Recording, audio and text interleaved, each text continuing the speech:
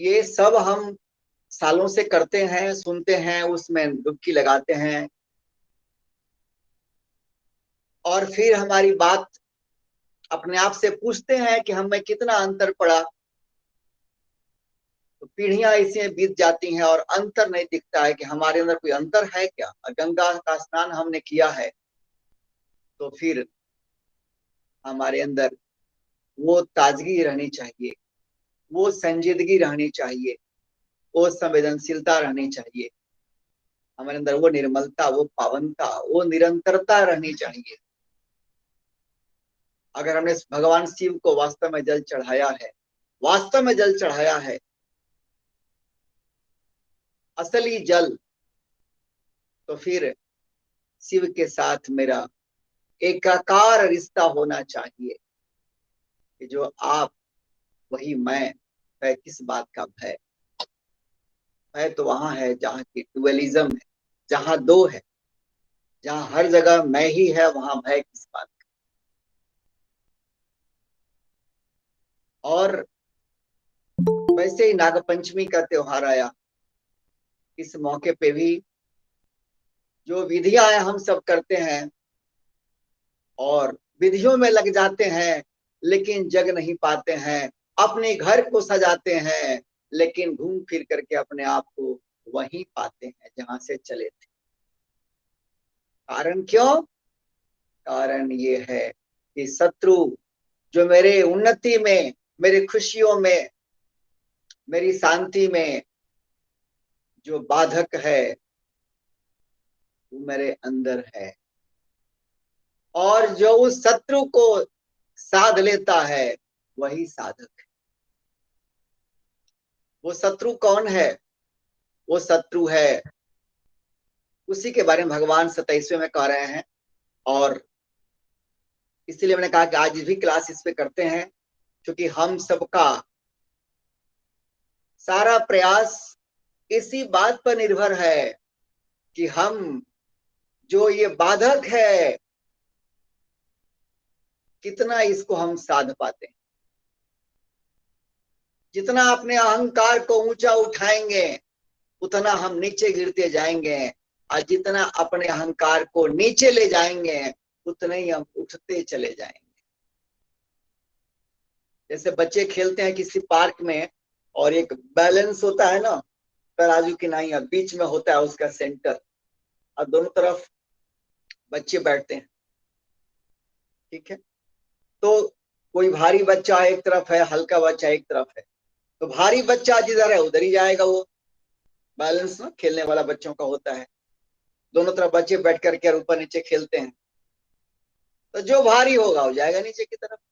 तो वैसे ही मेरे जीवन में अहंकार भारी पड़ा तो फिर हमको डुबाएगा, और जो अहंकार के सामने जो भारी पड़ा, अहंकार हल्का हो गया, वो अपने को उबार ले जाएगा, वरना नैया डूब जाती। हमारे जीवन का पूरा खेल बिगड़ता है अहंकार के द्वारा, और वो अहंकार के बारे में भगवान कह रहे हैं 27वें में, प्रकृति क्रियमाणानि गुणै कर्माणि सर्वशः अहंकार विमूढ़ात्मा कर्ता अहम इति मन्यते। सारा काम प्रकृति क्रियमाणानि, सारे काम जो हो रहे हैं, सर्वशः क्रियमाणानि प्रकृति, प्रकृति के द्वारा सारे काम हो रहे हैं। और प्रकृति के द्वारा कैसे? प्रकृति के गुण के द्वारा। और प्रकृति के गुण क्या है? ये जो पंच महाभूत हैं, ये प्रकृति के गुण, मतलब प्रकृति के रूप, जिसको प्रकृति कहा जाता है। प्रकृति एक घटक, प्रकृति एक कंपोजिशन। किससे कहते हैं प्रकृति? ये पांच जो घटक हो गए, चित्त जल पाव गगन समीरा, पांच ये हो गए। और इसके बाद तीन जो गुण होते हैं, सत्व रजस तमस, और मन बुद्धि इंद्रियां, ये शरीर, ये हो गया। और हमारी इंद्रियों में 10 इंद्रियां, 5 ज्ञान इंद्रियां, 5 कर्म इंद्रियां, और पांचों ज्ञान इंद्रियों के जो अपने अपने विषय, शब्द रस रूप स्पर्श और गंध, ये मिला के बनता है प्रकृति, और इसी को कहते हैं संसार। ठीक है, तो सारे काम तो इसी से हो रहे हैं। भगवान कह रहे हैं इस श्लोक में, कर्माणि सारे कर्म सर्वस्व सब प्रकार से प्रकृति गुणई, प्रकृति के गुणों द्वारा, प्रकृति के घटकों द्वारा, जो प्रकृति के कंपोजिशन है, इन्हीं के द्वारा सारा काम हो रहे हैं। फिर भी विमूढ़ात्मा अहंकार, जिसका अंतःकरण अहंकार से मोहित है, अहंकार से भरा पड़ा है, वो क्या समझता है? अहम करता, मैं करता हूं, इति मन्यते, ऐसा मानता है। अब ये बात संसार में अन्य लोगों पे लागू होती है कि नहीं? लेकिन मुझ पे तो लागू होती, क्योंकि जब तक मैं ये मानता हूं, जब तक मैं अपने असली स्वरूप का रस पूरी तरह से पिया नहीं, तब तक तो मैं जीवन जिया नहीं। आप बोलेंगे तो अब क्या अखिलेश जी, इसके पहले जीवन जी रहे हैं, इसके पहले जीवन जी रहे हैं दलदल में, बेवकूफों की नाई, मूर्खों की नाई। जैसे भैंस जीती है वैसे हम जी रहे हैं। भैंस क्या है, उसको कितना भी गंदगी में फर्क नहीं पड़ता है। पशु बस उसी जीवन में खाओ पियो मौज करो, इंद्रियों के सुख को ही सुख मानना, अनुकूल प्रतिकूल परिस्थितियों को ही सुख दुख मानना। अनुकूल आ गया तो सुख, और प्रतिकूल आ गया तो दुख, यही मानना। तो इंद्रियगत जो सुख दुख है, उसी में हमारे सुख दुख का परिभाषा उलझा हुआ है। इंद्रिय को अनुकूल मिल गया तो सुखी, इंद्रियों को अनुकूल नहीं मिला तो दुखी। ये जो हमारा सुख दुख का डेफिनेशन है, सुख दुख की परिभाषा है, सुख दुख वाली हमारी सोच है, इसी में जीवन खप जाता है और हम अपना असली रस पी नहीं पाते, इसीलिए हम खुलकर जी नहीं पाते। जो लोग आजकल कहते हैं कि आजकल लोग खुलकर जीते हैं, खास करके पाश्चात्य के लोग, आजकल लोग खुलकर जीते हैं। कैसे मान ले भाई खुलकर जीते हैं? इन नंगापन खुलकर जीना हुआ? कपड़े फटे पहन लिए, नहीं फटा हो। पहले तो लोग विपन्नता में, पॉवर्टी में, अक्षमता के कारण लोग फटे कपड़े पहनते थे, मजबूरी बस ना। गरीब परिवार क्या करेगा, पैसे नहीं है कपड़े खरीदने, कैसे शीशा करके पहन लिए थोड़ा। हम लोग भी पहने हुए हैं, कपड़ा फट गया तो बड़ा आदमी का काट के फिर छोटे आदमी का बना दिया गया, ना छोटे आदमी का साइज का।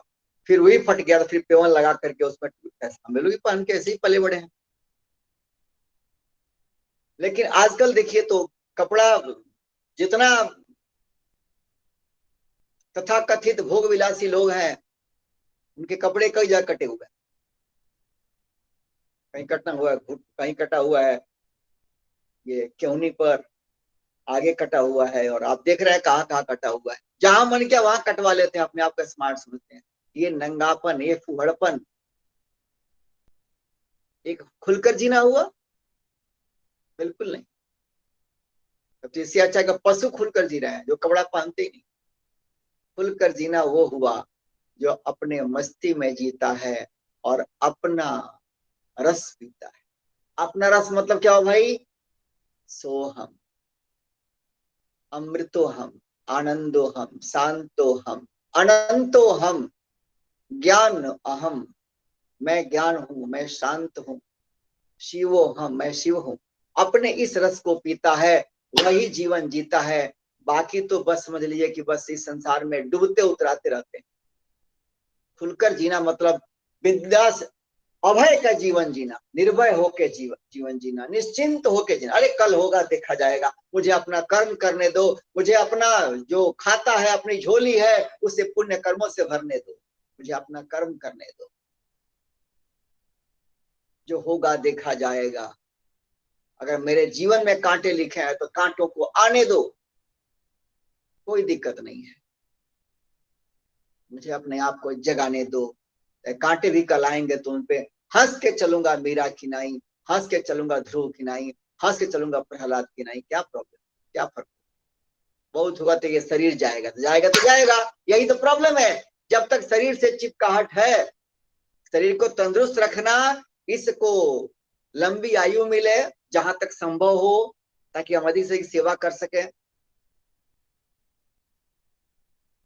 इस भाव से शरीर को टेक केयर करना, तंदुरुस्त रखना, ये बिल्कुल ये हमारी एक तरह की साधना है कि शरीर का व्यायाम, इसका उचित खान पान, देख रेख सब ठीक है, लेकिन शरीर से इतना हम चिपक न जाएं कि बस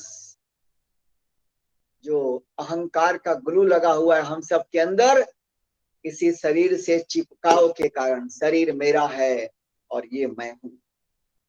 शरीर, मन, बुद्धि, इंद्रियां, तो शरीर और मन, बुद्धि, इंद्रियां, इनका जो कॉम्बिनेशन है यही तो काम कर रहा है संसार में। सब खाना यही, सुनना यही करते हैं, सोचने का काम भी यही करते हैं। क्या आत्मा करती है सब काम? बिल्कुल नहीं, सब पढ़ते आए हुए हैं। आत्मा ना करता है ना भोगता है, आत्मा तो कुछ नहीं करती, जो हम लोग पढ़े हैं चैप्टर 2 में बहुत विस्तृत रूप से। मैं आत्मा हूं, मैं तो करता हूं।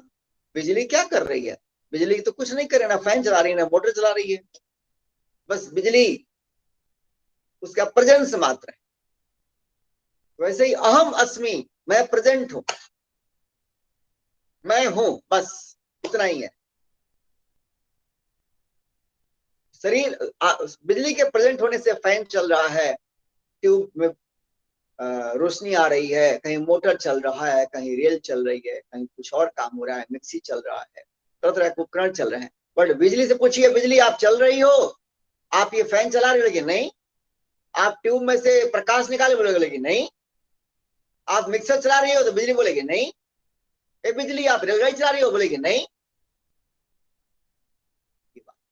वैसे ही मैं आत्मा हूं, मैं कुछ नहीं करता। फिर भी हमारे अंदर जो खोपड़ी के अंदर जो बैठा हुआ अहंकार वाला भाव, वो एक भाव ही है, हमने मान लिया है, क्योंकि हम शरीर से इतना अटैच्ड है, मन से इतना अटैच्ड है कि मन दुखी तो मैं दुखी हो गया। सच ये है कि मन दुखी भी हुआ और मन कभी चंचल भी हुआ, मन कभी शांत भी हुआ, मन कभी अशांत भी हुआ, मन कभी निश्चिंत भी हुआ। तो सारी बदलने वाले मन की अवस्था को मैं देख रहा हूं, तभी तो कह रहा हूं तो मैं मन से अलग हूं। और बुद्धि कभी शार्पली काम करती है कि समस्या का समाधान चुटकी से निकाल लेती है, कि समस्या है, समाधान ये है। और कभी बुद्धि उलझ जाती है, किंग कर्तव्य विमुड़ जाती है बुद्धि। तो मैं दोनों बुद्धि को देख रहा हूं, कहीं बुद्धि ब्लंट हो गई, बोथर हो गई, और कहीं बुद्धि शार्प हो गई, कुशाग्र हो गई। बुद्धि के दोनों अवस्था को मैं देख रहा हूं, तो मैं तो बुद्धि से अलग हूं। तो शरीर से, अशरीर तो मैं हूं नहीं, तो समझना आसान है, आप सब लोग सत्संगी हैं। तो शरीर, इंद्रिय, मन, बुद्धि, ये चारों का दर्शक मैं तो इससे अलग हूं। फिर भी अपने आप को मैं इन्हीं से इतना चिपक जाता हूं कि ये जब काम करते हैं, सारा काम इन्हीं से होते हैं, शरीर, मन, बुद्धि, इंद्रिया, यही इक्विपमेंट काम करके बोलना, चलना, सुनना। मैं आप लोगों से मैं बात कर रहा हूं तो कौन कर रहा है? आत्मा। मैं आत्मा के रूप में प्रेजेंट हूं, और उस शक्ति से ये जो इक्विपमेंट है, बोलने वाला सिस्टम, वोकल सिस्टम,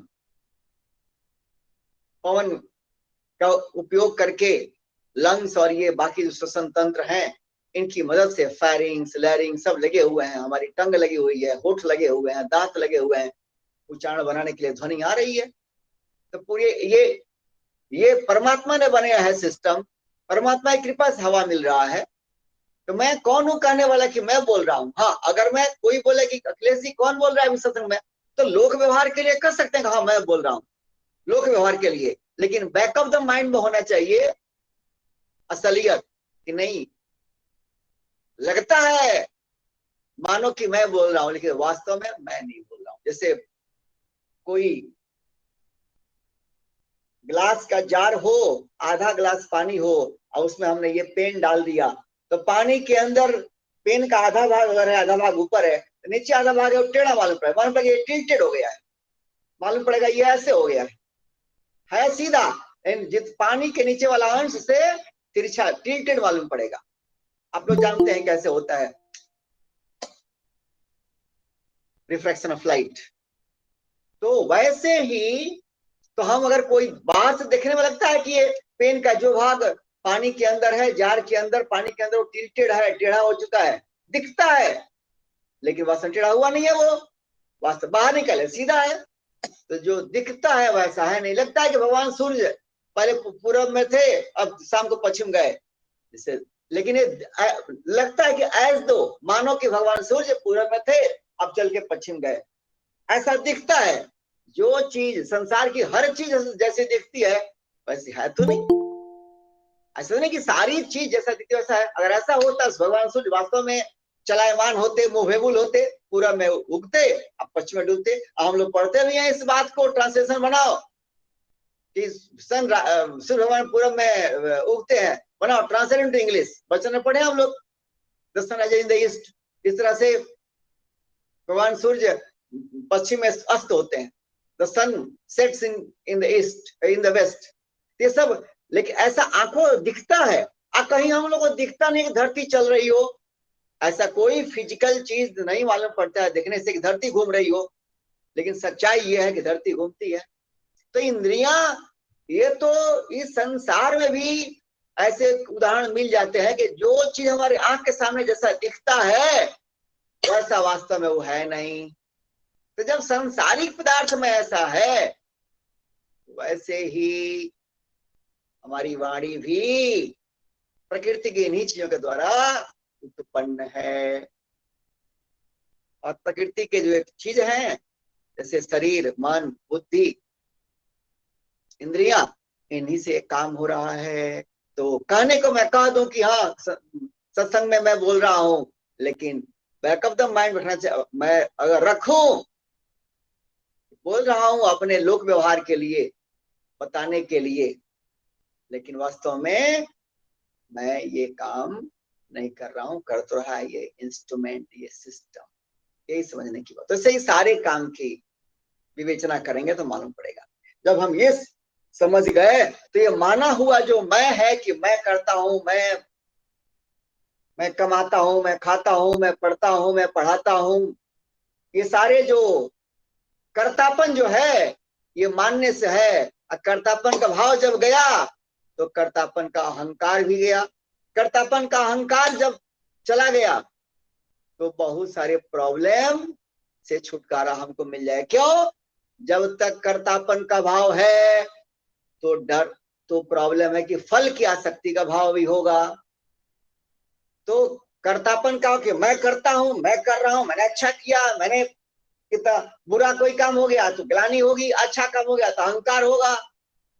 दोनों खराब है, ग्लानि मतलब डिप्रेशन होगा, अहंकार मतलब उससे हमारा अहंकार के बैलून फूलेगा फूलेगा, एक दिन फूट जाएगा। तो दोनों ही घातक है। तो हमको ना ग्लानि चाहिए, ना अहंकार चाहिए, ना हर्ष चाहिए, ना शोक चाहिए। तो हमको फिर क्या चाहिए? हमको वो सौम्यता चाहिए जो वास्तव में मैं हूं। और इसीलिए अहंकार जो हमारा झूठा मैं है उससे हमको बाहर निकलना होगा, वरना क्या होगा? अहंकार जन्य पाप हर पग हो रहा है, हर पल होता है। अब वो गिना देता हूं कुछ कैसे होता है। हम लोग कैसे अपने आप को डुबाते हैं इस झूठ मूठ के माने हुए मैं के द्वारा जो अहंकार का बैलून बना हुआ है। क्योंकि जब कर्तापन है तो फिर तरह तरह की बात आएगी। मैंने ये कर दिया, उसका परिणाम अच्छा नहीं हुआ, मैंने तुम्हारे लिए कर दिया तो तूने धन्यवाद नहीं बोला, मैंने तो पत्नी के लिए, बच्चों के लिए, भाभी के लिए, देवर के लिए, ननद के लिए, फल्ला फल्ला फल्ला के लिए ये कर दिया, लेकिन मेरे साथ अच्छा नहीं हुआ। संसार में सिर्फ यही हाल है। तो जब तक मैं कर दिया ये होगा, तब तक इसका एक और रूप आएगा। जब एक्शन वाला अपना रूप होगा कि मैं ये कर दिया, तो इसका रिएक्शन भी होगा। क्या उम्मीदें होंगी लोगों से कि मैंने तो भाइयों के लिए कर दिया, भाई क्या किए? भतीजों के लिए कर दिया, वो क्या किए? संतान के लिए मैंने इतना कर दिया, वो क्या किए? पत्नी के लिए, चाहे पति के लिए इतना कर दिया, चाहे करता हो, लेकिन वो क्या करती हैं, चाहे वो क्या करते हैं। वैसे ही अपने चाचा और काका और फूफा और बुआ और फलना चिल्ला सारे रिश्तों के प्रति होगा कि मैंने ये किया, चाहे ये करता हूं। लेकिन उल्टे, क्योंकि जहां मैं होगा वहां एक्सपेक्टेशन होगी, वहां उम्मीदें होंगी, आकांक्षाएं होंगी पाने की। और फिर तो वो उसमें आरोप प्रत्यारोप, तू मैं वहां शुरू होता है। पूरे संसार का यही हाल है। इसीलिए परिवार में देखिए, अगर आज इसी अहंकार के कारण संयुक्त परिवार तो बिरले ही कहीं देखने को मिलते हैं, सौभाग्य से। बहुत पुण्य पुंज होगा उस खानदान में जहाँ संयुक्त परिवार बचा हुआ है इस धरती पर, दुर्लभ है। लेकिन जो छोटे छोटे सिंगल परिवार जो बच गए हैं, जिसमें बस पति पत्नी और बच्चे, और बहुत सौभाग्य हुआ तो उसमें दादा दादी हैं। यहाँ भी पति पति में तू मैं थोड़ा मोड़ा हो जाए और फिर आपस में एक दूसरे का सामने हाथ जोड़ ले, वो कोई दिक्कत नहीं है। लेकिन तू मैं आए दिन हो रहा है, एक दूसरे के ऊपर रंजिश निकालते हैं, आरोप प्रत्यारोप करते हैं, भाई भाई में होना, भाई बहन में होना, बहन बहन में होना, क्लेश। लगता है कि थोक भाव संसार में। क्यों? अहंकार। जब तक मन में होगा अहंकार, तब तक चारों तरफ होगा हाहाकार।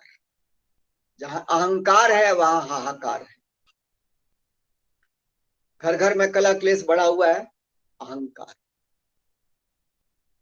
यहां तक कि तुच्छ जो चीजें हैं, जमीन जायदाद, रुपए पैसे, घर द्वार, जमीन मकान, इसके लिए भी तू मैं भाई भाई में, भाई बहन में, फलना फलना चिल्ला में आपस में होता है। जबकि ये तुच्छ नस्वर चीज है।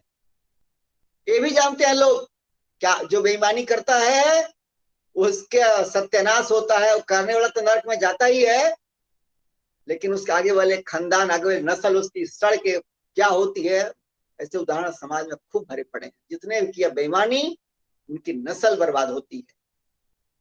एकदम पक्का हिसाब होता है, आंखों के सामने हम लोग देख रहे हैं। फिर भी लोग बेईमानी करते हैं, क्यों? अहंकार। हम लोग ये बात समझ चुके हैं पहले के अध्ययन में कि अहंकार जो है अविद्या जनित है। ज्ञान नहीं है कि मैं कौन हूं, इसलिए अज्ञान के कारण अहंकार का गुब्बारा फूला हुआ है।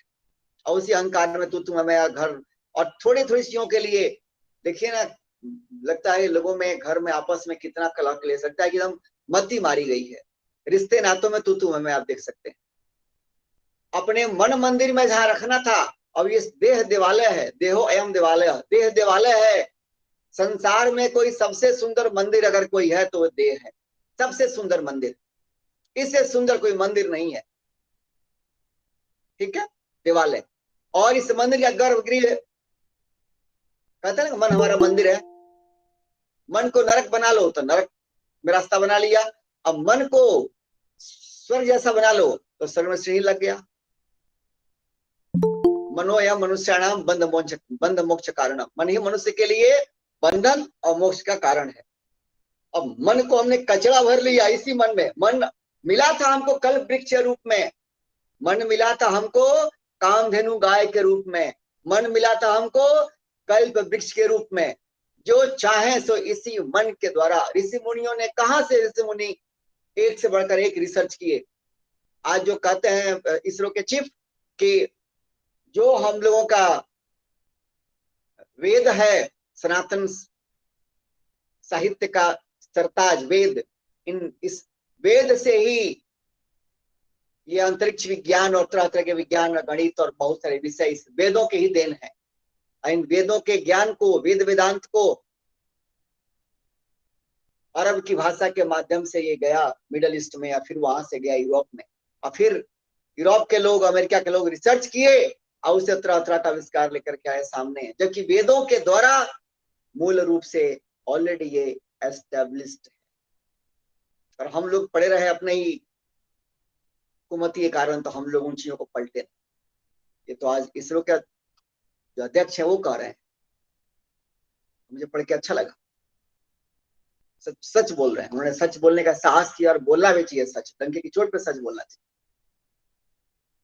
सच जान के फायदा क्या जब बोलेंगे, सही वक्त पे बोले। तो कहने का मेरा तात्पर्य है कि जो मन मिला था कल्प वृक्ष के रूप में, उसको हमने उसमें कचरा भर लिया। राग द्वेष लोह मोह नफरत मद मत्सर सब भर लिया उसमें। ये सब निकालना था, जन्म मिला था कि सबको निकाल करके और इसमें अमृत भरना है, ज्ञान का अमृत, भक्ति का अमृत, ये भरना है। लेकिन हमने उल्टा कर दिया। ज्ञान भक्ति से मतलब क्या रहेगा जब इसमें कचरा भरा रहेगा। जब किसी कोई कप, कोई गिलास पूरा भरा हुआ हो, गंदगी से भरा हुआ है नाक तक, तो उसमें अमृत कैसे आप डालिए ऊपर से, भरा हुआ है ग्लास, वैसे ही ये खोपड़ी ऑलरेडी भर लिया है संसार के कचरे से, अहंकार के कारण, राग द्वेष लोह मोह मद मत्सर, तू मैं आरोप प्रत्यारोप, क्या पिछली बातों उठा करके और भरे हुए हैं कचरा। तो कहां से आएगी खुशबू? खुशबू माने शांति, सौम्यता, निर्मलता, निश्चिंतता, निर्भयता, कहां से आएगी? और जब विश्लेषण कीजिए कि मन में जो चीजें हैं वो क्या है भाई, वो संसार में किसी न किसी के बारे में, मैंने ऐसा किया तो ऐसा नहीं हुआ, वैसे मैंने ये बोला तो तूने ये बोल दिया, तो आपने ये कह दिया तो आपने ये नहीं दिया, यही सब है। उसका अगर कीजिए विश्लेषण तो उसमें कुछ दम नहीं है। वो जैसे हवा मिठाई खाते हैं लोग बचपन में, मुंह में लिए खत्म, वैसे ही हाल है।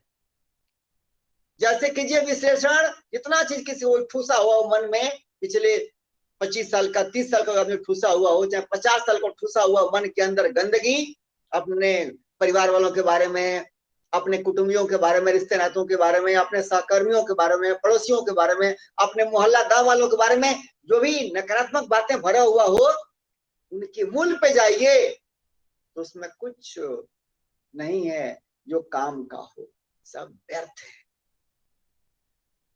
रखना है तो मेमोरी में अच्छी चीजें रखें, घर में, परिवार में, रिश्ते में, नातों में, समाज में कोई दिव्य आत्मा हो, महात्मा हो, सज्जन हो, पड़ोस में, गांव में, मोहल्ले में कोई हो जिसकी बातें सुन करके मेरे मन में निर्मलता बढ़ जाए, पावनता बढ़ जाए, भक्ति बढ़ जाए, ज्ञान बढ़ जाए, वो रखें। इन उल्टा करते हैं, कचरा उठाकर खबर लेते हैं, सब अहंकार के कारण है।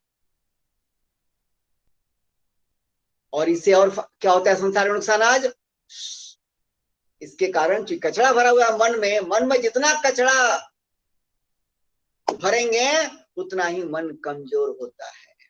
तब क्या होगा, जब अहंकार है, करतापन, क्या मैं ये करता हूं, मैं वो करता हूं, मैं अमीर हूं, मैं धनी हूं, मैं तो बड़ा पद वाला हूं, मैं तो शक्ति वाला हूं, मैं तो ऐश्वर्य वाला हूं, मेरे पास तो सामाजिक ताकत है, तो पैसे की ताकत है, तो फलाना शक्ति की ताकत है, और क्या क्या, जितना बड़ा मैं उतना बड़ा किक मिलेगा अवश्य, क्योंकि भगवान तो हितकर हैं, वो परम हितैषी हैं, आज नहीं तो कल संसार में किसी न किसी माध्यम से एक पिन मारने की व्यवस्था वही करेंगे।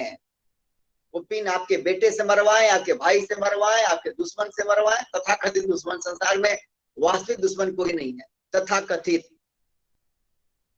किसी न किसी से पिन मरवाएंगे। कभी कभी पिन मरवाते हैं वो अपनों से, ताकि राग टूटे और आपके अंदर वैराग्य पैदा हो।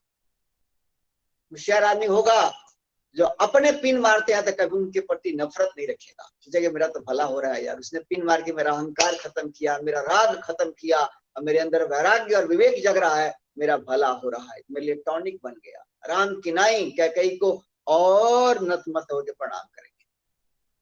भगवान ही व्यवस्था करते हैं, जितना कचरा भरेगा उतना बड़ा अहंकार होगा, और इसीलिए संसार में अब आप कर्म करते रहेंगे तो कर्म के फल में आसक्ति होगी, और हमारे हमेशा फल तो मन के लायक मिलेगा नहीं, तो मन के लायक नहीं मिला तो शौक होगा, शौक लगेगा, हानि हो गई, पराजय हो गया, मन के अनुकूल रिजल्ट नहीं मिला, कुछ ना कुछ तो होगा, इसे शौक लगेगा। इसलिए संसार में आजकल देखिए लोग कहते हैं कि ये आजकल लोगों की आर्टरी में बहुत जाम है ना, बहुत आए दिन मिलता है कि फलना का आर्टरी ब्लॉक है, वो 2 वो 3 वो 4 फलना पूरा ब्लॉक है, तो हार्ट अटैक, ये सब चीजें क्यों, कचरा भरा है इधर, मेन कॉज है।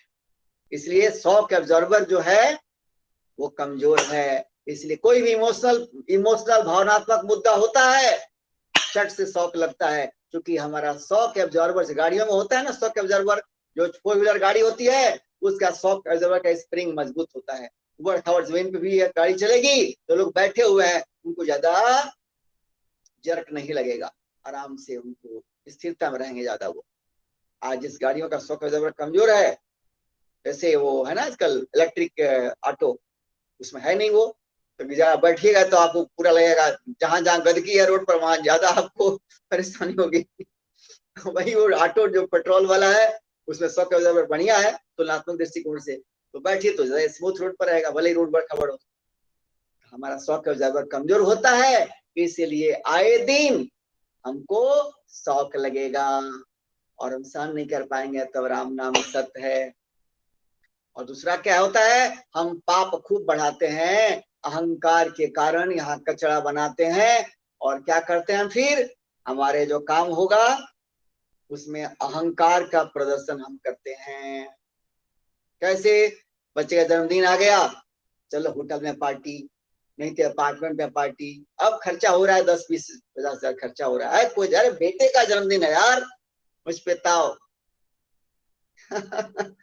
ये झूठिया अहंकार का प्रदर्शन है, इससे बड़ी मूर्खता क्या हो सकती है। पेट जिनके भरे हैं उनको खिलाते हो, जिनका ऑलरेडी भरा हुआ है उनको पिलाते हो, क्या फायदा, पैसे को आग लगा के फूंक दो, इससे बढ़िया।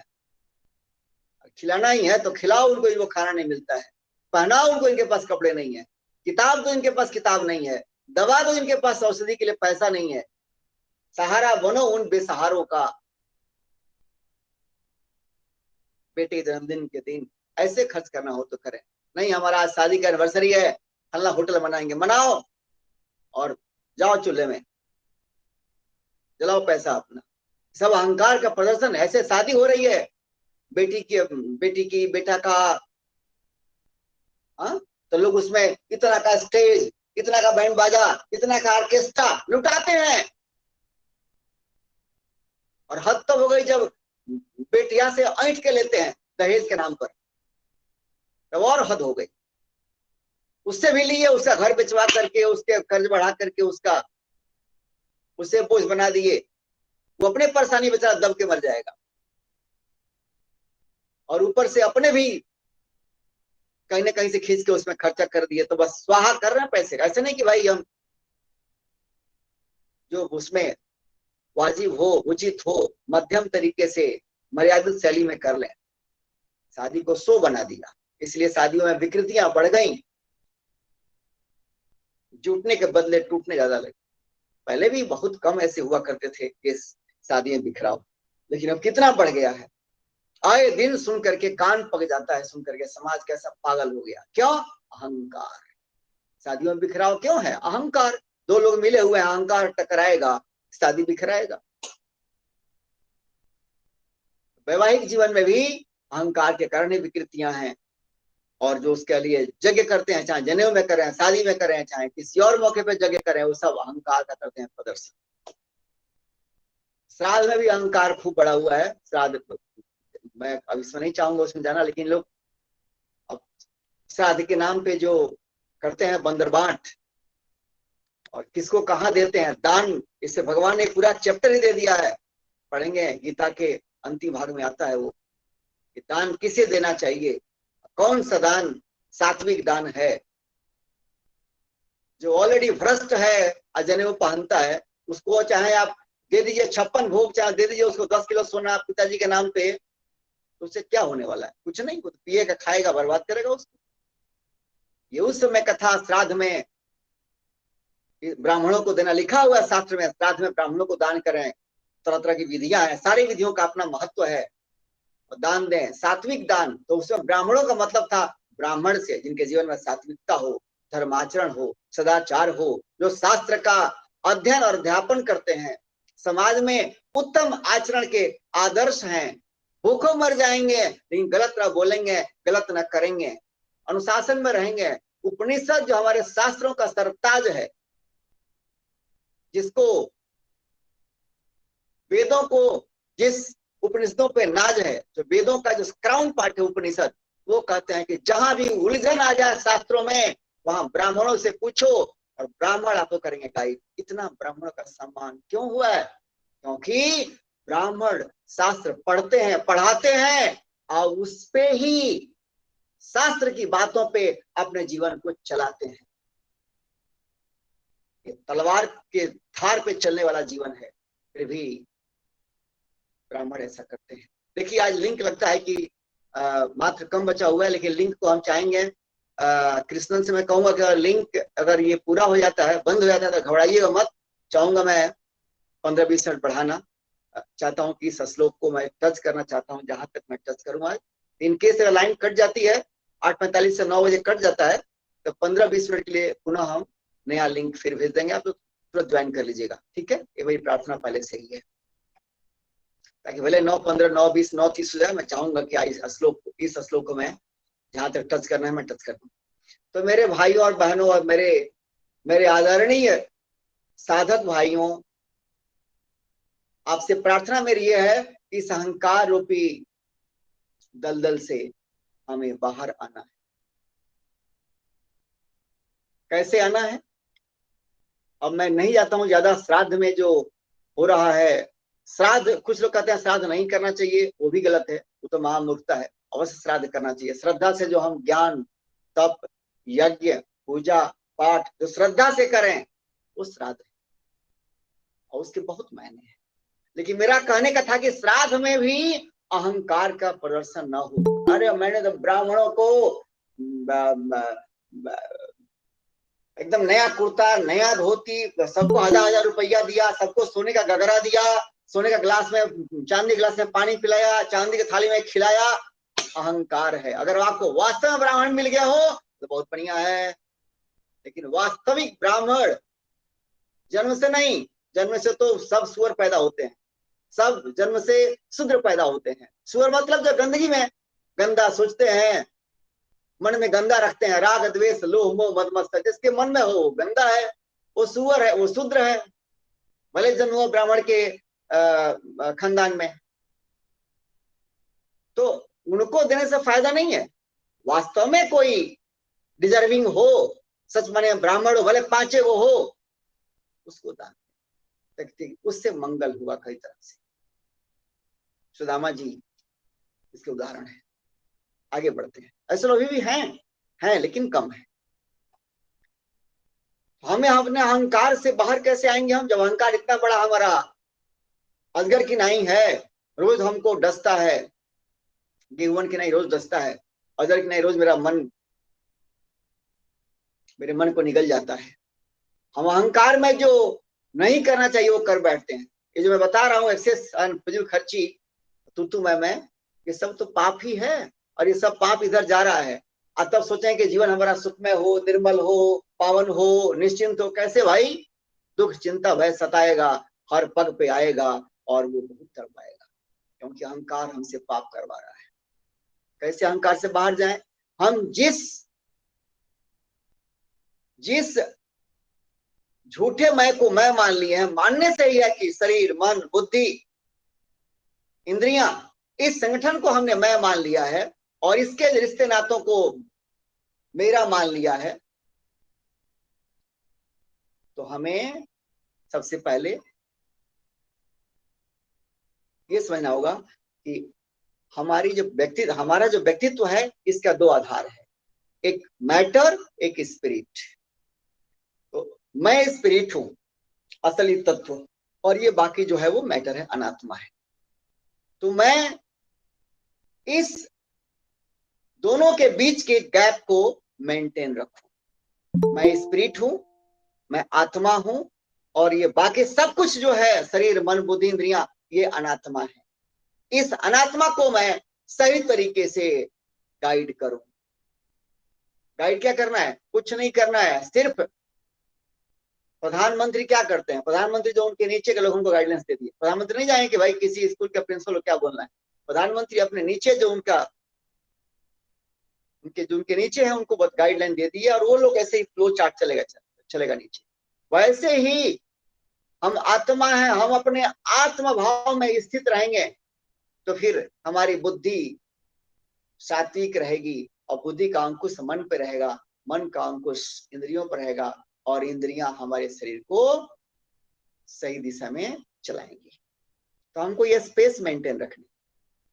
और झूठा मैं जो हमने मान लिया है, ये झूठे मैं से हमको बाहर आने के लिए अपने असली मैं की याद में रहना होगा। क्योंकि हमने मानने से ही झूठा मैं का असर पड़ा है कि मैं ये हूं, झूठा मैं, अहंकार वाला मैं, शरीर, मन, बुद्धि, इंद्रिया। असली तो बस मानने से हुआ है, इसलिए इनको मैं ये नहीं हूं। इसलिए वेदों में नेति नेति आता है बार बार, मैं शरीर नहीं हूं, मैं मन नहीं हूं, मैं इंद्रिया नहीं हूं। ये बार बार हमें अपने आप को 8 रिमाइंडर देना होगा। ये भी जानना होगा कि शरीर और संसार की जातीय मित्रता है, इनकी बिरादरी एक है। इसलिए शरीर मतलब इंद्रियां, बुद्धि, मन सहित ये जो संगठन है अनात्मा, इनकी इस सांसारिक चीजों से इनकी जातीय, ये सजातीय हैं संसार, और ये मेरा शरीर मन बुद्धि जो संगठन है ये अनात्मा। जो मेरा घर बना हुआ है, चाहे मेरा पोशाक बना हुआ है, मैं आत्मा हूं और ये मेरा पोशाक है, शरीर मन बुद्धि इंद्रिया जो कल है। तो ये जो मेरा पोशाक है ये संसार का ही अंश है, संसार जिससे बना है वैसे भी बना हुआ है। तो इनकी जातीय एकता है, संसार और मेरा शरीर ये सजातीय है, एक बिरादरी के हैं। इसलिए इनका एक दूसरे में आकर्षण होना कोई ताजुब की बात नहीं है। और हमारा शरीर क्या है, जैसे पूरा समंदर में लहर उठी और शांत हुई, पानी उठ गया तो लहर बन गया, शांत हो गया तो लहर दिखती नहीं है आपको। जब पानी उठ गया तो दिखता है। तो मान लीजिए कि जो एक बार जैसे सागर है, पानी उठ गई तो लगता है उद्गम हो गया, और नीचे गई उसको डेथ मान लें। वैसे ही है, जब हम एक पॉइंट ऑफ टाइम पे अपने प्रारब्ध कारण शरीर मिल गया और हमारे प्रारब्ध कारण हमारे इर्द गिर्द संगी साथी, हित मित्र रिश्ते नाते, सारे संबंध, पति पत्नी बेटा नाती, जितना संबंध है हमारे प्रारब्धों के अनुकूल उसके अनुसार मिल गया। कैके भी आएंगे हमारे रिश्तों में, मंत्रा भी आएगी, हो सकता है कि उसमें हमारे रिश्ते नातों में सज्जन भी आएंगे, दुर्जन भी आएंगे, कोई कांटा देगा, कोई फूल देगा, सब होगा। क्योंकि ये चीजें अनायास नहीं आई हैं, ये मेरे पिछले कर्मों की कमाई है। हमको इसको सहर्ष स्वीकार करना होगा, सहज स्वीकार करना, और कोई शिकायत इनसे नहीं करना। ये पहली बात है। जब सहज स्वीकार करेंगे, कोई शिकायत नहीं करेंगे, तो हमारा रिएक्शन नहीं होगा, हम अपने चीजों को सही प्लान कर पाएंगे। वरना नहीं उलझे रहेंगे कि भाई ऐसा है, भतीजा वैसा है, नानी ऐसी है, काकी ऐसी है, तो देवर ऐसा है, भौजाई ऐसा है, बहू ऐसा, फुआ ऐसी है, तो बहन ऐसा है, तो दियादिन ऐसा, इसमें उलझ के जीवन खपा देंगे। जो जैसा है वैसा है, मेरे पिछले कर्म ऐसे हैं कि इनके साथ मुझे जोड़ दिया इस जीवन में, बस। तो इनके साथ हमको तुतुए में नहीं करनी है, हमको अपनी मर्यादा के अनुकूल जिसके साथ जब जैसा उचित यथा संभव अपना फर्ज हो हम करते चले। लेकिन ये रखें कि जैसे संसार जैसा है वैसा ही शरीर है, इसलिए हमको न संसार में उलझना है न शरीर में उलझना है। एक बात तो ये काम सरल है कि कठिन है, आप पूछ सकते हैं। देखिए 8 चौवन हो रहा है, शायद अब गूगल शायद 1 घंटे में काटता है इसका लाइन, तो अगर 9 बजे कट गया तो घबराइएगा मत, पुनः नया लिंक बना करके और डाल देंगे ग्रुप में, आप लोग तुरंत ज्वाइन कर लीजिएगा 15-20 मिनट के लिए। चले, अब पूछिएगा कि सवाल कि ये कठिन है कि सरल है अखिलेश जी, ये गैप बनाना अपने में और ये अनात्मा में, अनात्मा के साथ अटैचमेंट, यहीं से अहंकार का जन्म हुआ है। तो समस्या का समाधान यही है कि अनात्मा से दूरी कर लें और मैं अपने मैं में रहूं कि मैं शिवोहम मनोबुद्धि अहंकार चित्तानि नाहम नेत्रे, ये सब जो आगे पढ़ते हैं आप।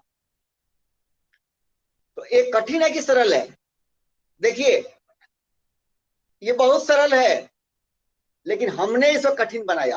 पूछिए कैसे? बचपन में बोध नहीं, जवानी में शोध नहीं। बचपन में बोध नहीं, बचपन तो बस खेल कूद और तथा कथित पढ़ाई लिखाई में चला गया, स्कूल में जो पढ़ाई किया जाता है, चाहे खेल कूद में गया। तो बचपन में बोध नहीं और जवानी में शोध नहीं। बचपन बचपना में बीता, जवानी का समय कचरा खाना में, अतुतु में जब तक है मन लागे ना मैं खाना में।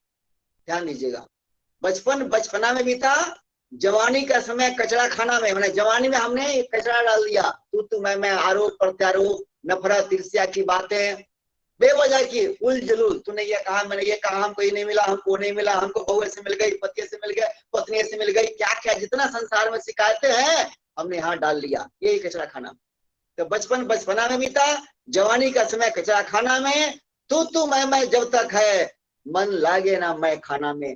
जब तक तू मैं है, जब तक सिकवा सिकाट है, जब तक भनभनाहट है, ऐसा नहीं है वैसा नहीं है, गर्मी है सर्दी है, लोग अच्छे नहीं है, बाजार अच्छा नहीं है, क्या क्या सरकार अच्छी नहीं है, मेरे कुटुंब अच्छे नहीं है, मेरे पति अच्छे नहीं है, जब तक कंप्लेन है, आरोप प्रत्यारोप है, तब तक आप अपने मैं खाना में नहीं आएंगे। आपका मन अपने मैं में रमेगा ही नहीं।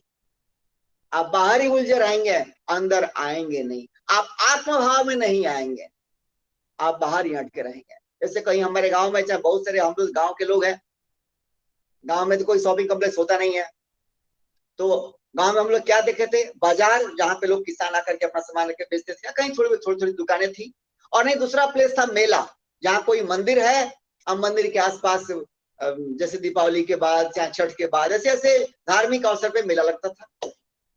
ठीक है, तो बहुत सारे लोग थे, वहां मंदिर भी है, वहां कीर्तन भी हो रहा है, वहां ऑर्केस्ट्रा भी आया हुआ है, वहां सर्कस भी है। जैसा आपका संस्कार होगा आप वहीं जाके अटक जाएंगे। सर्कस वाला संस्कार है, सत्संग में अटकेंगे, अगर देन लेन खरीद बिक्री करनी है तो वहां अटक जाएंगे। किसी को स्टंट करने वाले पहुंचे हुए हैं, तरह तरह का स्टंट करते हैं, तो आपको वो है, तो जैसा संस्कार है मेले में वैसे ही खिंचावट होगी। और जिसका संस्कार बहुत उत्तम होगा वो कहाँ जाएगा, मेले का जो जिसके केंद्र बिंदु में, जिसको केंद्र बिंदु में रख करके मेला लगता है, शिवाला पे मेला, कहीं देवालय पे मेला, कहीं फलना बाबा के कुटी पर मेला, ऐसे ही मेला लगते थे हम लोग इलाकों में। तो जो मेले का केंद्र बिंदु है, भगवान शंकर का मंदिर है, हनुमान जी का मंदिर है, कोई महावीर या खड़ा है कुछ, उस मेले केंद्र बिंदु में सिर्फ जाएंगे वही जिनका मन बाकी चीजों के आकर्षण में चिपकता नहीं हो। जाएंगे देखेंगे सब देखते हुए, लेकिन मेन चीज पे जाकर के पहले अपना पूजा पाठ ध्यान कीर्तन भजन जो करना है प्रभु के साथ अपना लय होना, पहले वो करेंगे, वो मिस नहीं करेंगे। वैसे ही संसार एक मेला है, जिसने इसमें कचरा भर लिया वो तो अपना सत्यानाश कर लिया। इसलिए हमें सबसे पहले यहां से कचरे को बाय बाय करना होगा। तो कैसे संभव है ये कचरा निकालना? संभव है। क्या चाहिए इसके लिए? श्रद्धा चाहिए, लगन चाहिए, वो लगन चाहिए, हमको निकालना है कचरा यहाँ से, तभी आप अपने भाव में आएंगे। जब तक मन कचरा भरा हुआ है तब तक ध्यान करने बैठिए, क्या ध्यान करेंगे आप लोगों से बोलेंगे नीली पीली रेखाएं ऐसे आती हैं, सब ये खिलौना में रह जाएंगे। ध्यान तो अवस्था है जहां की आप अपने आप में लय हो गए, बाकी उसके पहले बस खेल में ही रह जाएंगे, क्योंकि मन में कचरा भरा हुआ है। तो क्या ध्यान होगा? ध्यान का नाटक होगा। शुरू में ध्यान का नाटक होता है, शुरू में ध्यान का नाटक क्या होता है? पहले नाटक और बाद में असली ध्यान। हर चीज में ऐसा है। लेकिन हम सफाई जिसका करेंगे, जब मन साफ रहेगा वो ध्यान लगाने में सहज होगा और वास्तव में असली ध्यान लगेगा और प्रगति तीव्र गति से होगी। तो इसके लिए जरूरी क्या है? श्रद्धा जरूरी है। यह काम बहुत कठिन नहीं है, ये सहज काम है। अगर श्रद्धा है तो श्रद्धा कहाँ रहती है? दुकान में नहीं, मंदिर में नहीं, किसी गुरु के पास नहीं, शास्त्र में नहीं, ये सब सहायक है। श्रद्धा क्या? किसी व्रत में, उपवास में, किसी कलावा में, किसी ऐसे बांधे हुए रक्षा सूत्र में, आखिर रुद्राक्ष में, आखिर चंदन में टीका करने श्रद्धा आती है? बिल्कुल नहीं। आगे आऊंगा इस पर मैं, इसे चाहता हूँ थोड़ा टाइम बढ़ाना। कृष्ण मेरी बात सुन रहे हो, ध्यान है, जैसे ही कटता है आप लगा देना नया लिंक, लेट अस सी। तो श्रद्धा कहाँ रहती है भाई? कैसे पाए श्रद्धा को? थोक भाव से हम प्रबल श्रद्धा, ऊंची श्रद्धा कैसे पाए, कहाँ पाए? मन और बुद्धि में श्रद्धा रहती है भाई, दिल में श्रद्धा सबके अंदर है, कोई श्रद्धा से विहीन नहीं है। बस फुफकारी मार के उसको पनपाना है। कैसे आग को फुफकारी मारते हैं तो आग और होती है प्रज्वलित। श्रद्धा को जगाना है और अपना भाग्य बनाना है। तो श्रद्धा कैसे पनपती है, कैसे जगती है? सत्संग करने से। आप में से कोई आदमी कर सकता है, अखिलेश जी हम लोग सत्संग तो रोज करते हैं।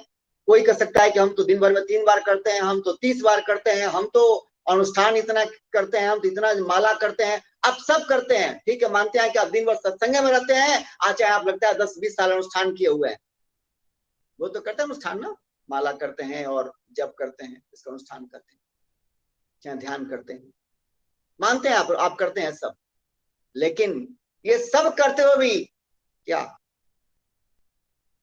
सत्य का संग हुआ? ध्यान दीजिएगा, सत्य का संग हुआ, दंती सौ और तौ में हलंत, ये सब करते हुए क्या सत्य का संग हुआ? और आपका उत्तर है हाँ, तब तो आपके अंदर अहंकार का कोई जगह ही नहीं है, क्योंकि आप सत्य हैं, बाकी सब कुछ असत्य है, आप आत्मा है, बाकी सब अनात्मा है, आप नित्य हैं, बाकी सब अनित्य है। जब सत्य का संग हो गया है, मतलब आप अपने भाव में आ गए, अन्यथा आप सब कुछ कर रहे हैं, सत्संग सुन रहे हैं, माला जप रहे हैं, ध्यान कर रहे हैं, कीर्तन कर रहे हैं, लेकिन अभी आपको सत्य का संग नहीं हुआ है। मैं बात कर रहा हूं बहुत सूक्ष्म बात, गहराई की बात, इसको अदरवाइज नहीं लीजिएगा। क्यों नहीं हुआ सत्य का संग? क्योंकि सत्संगी लोग भी होते हैं, अनुष्ठान करने वाले भी लोग होते हैं, तथा कथित ध्यान करने वाले लोग भी होते हैं, अहंकार के गुब्बारे में होते हैं। मैं तो सत्संगी हूं, मैं तो भक्त हूं, मैं तो ध्यानी हूं, मैं तो ज्ञानी हूं, आ गया ना अहंकार। जब विश्वामित्र को नहीं छोड़ा, महर्षि विश्वामित्र को, आप हम किस खेत के मूली? अहंकार चाहे तामसिक हो, चाहे राजसिक हो, चाहे सात्विक हो, अहंकार तो अहंकार है। आगे चाहे कहीं से लेकर के आए, उसका स्वभाव रहेगा जलाने वाला, तो अहंकार तो जलाने वाला है। जब तक मैं ये हूं, जब तक है मैं ये हूं गुब्बारा, भले वो सात्विक हो, मैं पंडित हूं, मैं महापंडित हूं, मैं काशी का पंडित हूं, मैं मथुरा का पुराण कथाकार हूं, मैं तो श्री श्री 108 श्री फलाना हूं, जब तक अहंकार है तब तक आपका तुच्छ विचार है। आपका आप भले संसार के सामने अपना ढोल पीट सकते हैं, लोग सलामी मारेंगे, बड़ा बड़ा व्यासपीठ ही मिल जाएगा, लेकिन आप अपनी नजरों में महान नहीं हो सकते, क्योंकि अहंकार आपके सामने बड़ा होगा, आपसे बड़ा आपका नाम हो जाएगा। लोग बोले अखिलेश बाबू वाह वाह वाह वाह, अरे क्या बात करते हैं आप, क्या ये है, उसी फूल गए गए काम से। तो फिर आखिर ये सत्संग करने वाले, ध्यान करने वाले, उपासना करने वाले, अनुष्ठान करने वाले वर्षों वर्षों करते हैं, आखिर पाते क्यों नहीं? अहंकार से निजात पाते क्यों नहीं? अपने असली रूप में जाते क्यों नहीं? क्योंकि श्रवणम तो बहुत किया, मनन नहीं किया।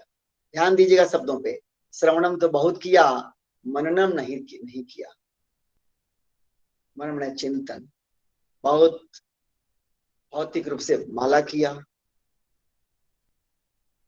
मन का फेर के, मन का फेर, माला करते करते करते करते मन का माला शुरू हो जाए, तो मन का माला तो हुआ नहीं। वैसे ही ध्यान किया, लेकिन घूमते रह गए, उस ध्यान का रस नहीं पिया, डूबा नहीं। नहीं, कोई कहता है ध्यान में हमको तो उजली कोई सफेद किरण आती है, हमको नीली आती है, हमको पीली आती है, बहुत तो मुझे बताया पिछले 20 साल में, हमें करता हमको तो ऐसा ऐसा मन पड़ता है, उसी में रह गए। अगर असली ध्यान करते हैं तो सबसे पहली बात है आपको ध्यान का रस मिलेगा। क्या रस मिलता है? अपना रस, अहम ब्रह्मास्मि। अहंकार सबसे नीचे जाएगा, अहंकार का गुब्बारा आपके पैरों के नीचे होगा अगर असली ध्यानी है, वास्तव में ध्यान लगा है। नहीं तो ध्यान का बस चल रहा है। बच्चे गोली गोली बनाते हैं ना, तो बच्चा क्लास में गोली बनाओ, फिर एक खड़ी लाइन डालो, एक पट लाइन डालो, बस वही ध्यान कर रहे हैं आप, स्टेपिंग स्टोन वाला चलेगा शुरू में, लेकिन इसमें जीवन खप सकता है अगर इसमें ईमानदारी नहीं है। मतलब ईमानदारी क्या मैं कहना चाहता हूं, श्रवणम किया, अनुष्ठान किया, जप किया, ध्यान किया, कलावा किया, टिक्का मारा, और क्या क्या संसार में लोग आज करते हैं, ये तो बिजनेस बन गया आजकल। मैं नहीं कहता हूँ चीजों में इसका मूल्य नहीं है, इसका मूल्य है, मर्यादा है, इसका महत्व है, लेकिन आप रोज बानी ऐसा रक्षा सूत्र है, पूरा देह पे चंदन पोत लीजिए, बहुत सारे लोग हैं, पूरा देह भस्म लगा लीजिए, उसका मतलब जाना नहीं कि चंदन का माने क्या है, इसका माने क्या है, भस्म का माने क्या है, जाना नहीं, तो फिर इससे होगा क्या? जीवन खप जाएगा उसमें। थोड़ा बहुत फायदा होगा। तो श्रवणम किया लेकिन मनन नहीं किया। जैसे कोई खाना खाया खूब, 56 भोग खाया या खूब पोषक चीज खाया, लेकिन खूब खाया लेकिन नहीं पचाया, उससे क्या होगा? खाया और गया, खाया और गया, देह में तो रसा नहीं।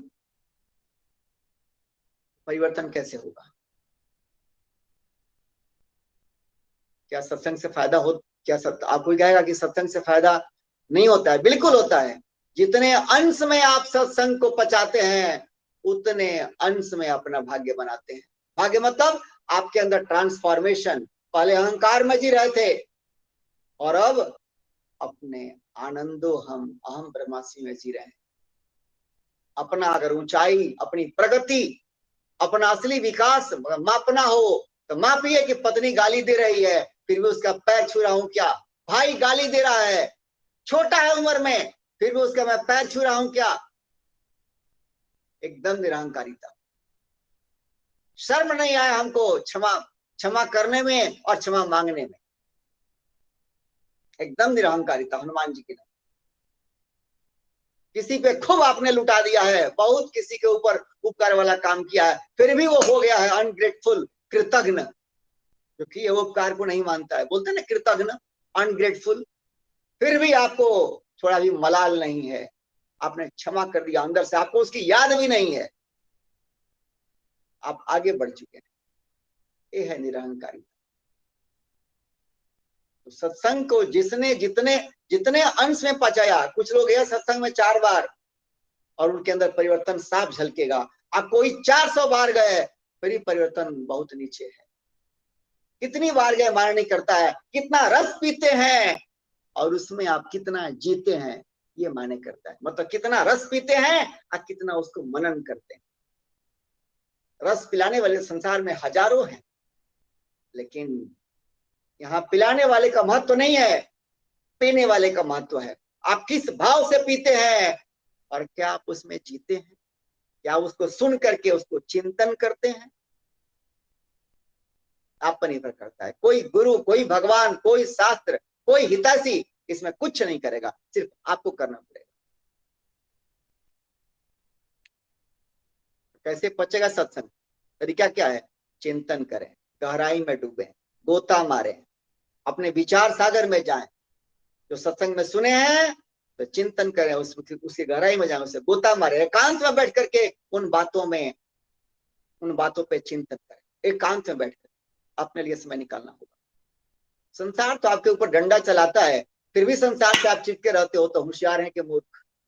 संसार जब डंडा चलाए, संसार जब पीन मारे, संसार जब आपका अहंकार फोड़े, तो बोलो कि बहुत बहुत थैंक यू, आपने तो मेरा भला कर दिया, अब मेरा राग टूटा और मैं आत्म कल्याण में जुटा। 5 मिनट 10 मिनट आराम से शांति से बैठिए। सुबह 8 के पहले, मैं बाद में आता हूं उस पर कि आप कैसे कर सकते हैं। आप तो विचार सागर में आप डूबे ताकि आपकी भ्रांति दूर हो, आपके संस्कार में ऊंचे। जब विचार सागर में डूबेंगे, आप सत्संग की बात सुने, चिंतन करेंगे और उसमें डूबेंगे, जानते क्या होगा? आपका भ्रम का जो गांठ है वो टूटेगा। आप सबको इस बात का अनुभव हुआ होगा।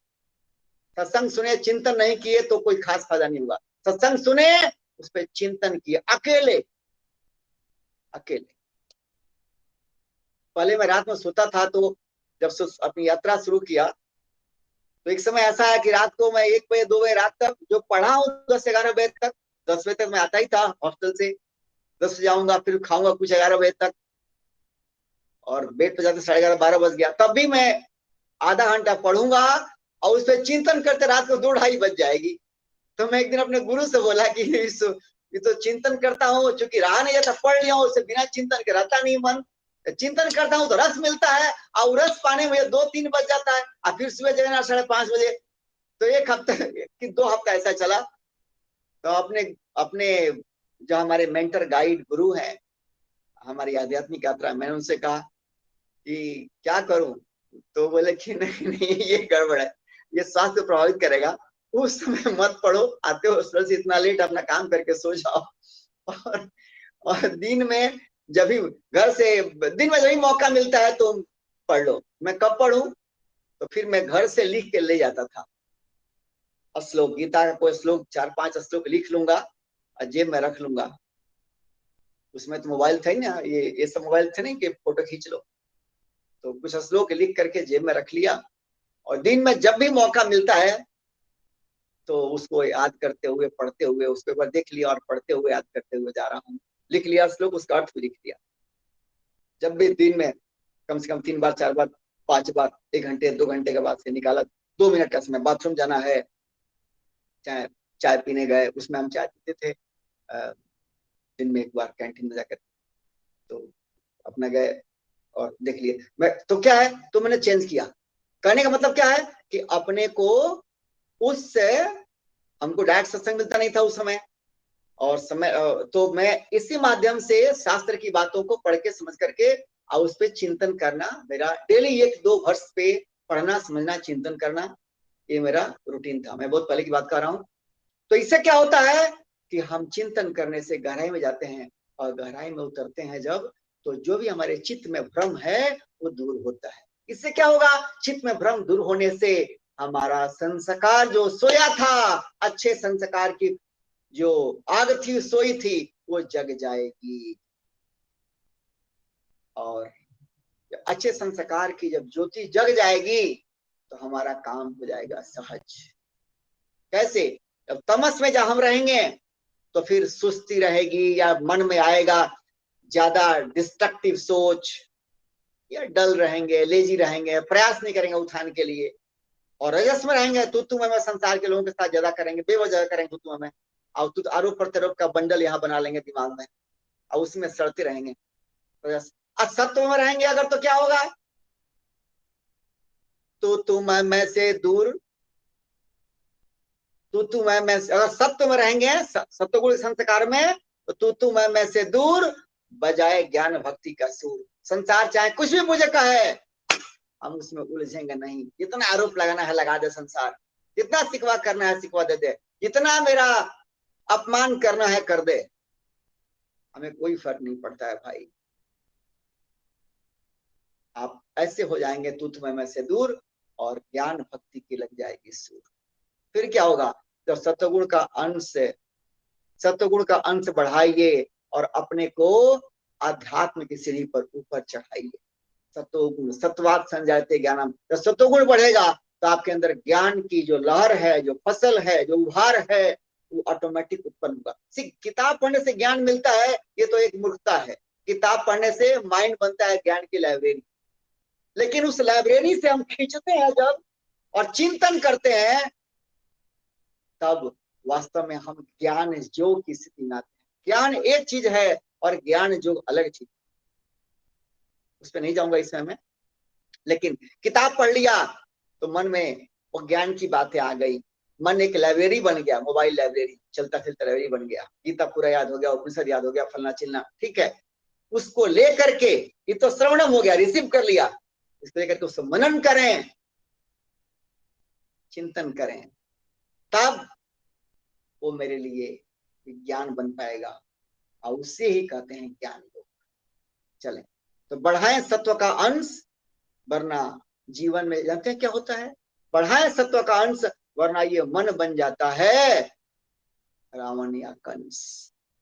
अहंकार के लिए कह रहा हूं, रावण कंस अहंकार की पराकाष्ठा है। तो बढ़ाएं सत्व गुण का अंश, वरना याद रहे ये मन बन जाता है रावण या कंस अहंकार के कारण। क्यों मैं बोला ये बात, क्योंकि कंस और रावण ये तो भगवान का ही सम्मान नहीं करते हैं, भगवान को पहचानने से भी इनकार कर देते हैं। देखिए आप, कंस कहाँ कृष्ण को पहचानने, कृष्ण में कोई रुचि नहीं है। कृष्ण को सारी दुनिया, सब लोग उनका लोहा मानते हैं कि भाई ये दिव्य पुरुष हैं, कंस मानने को तैयार नहीं।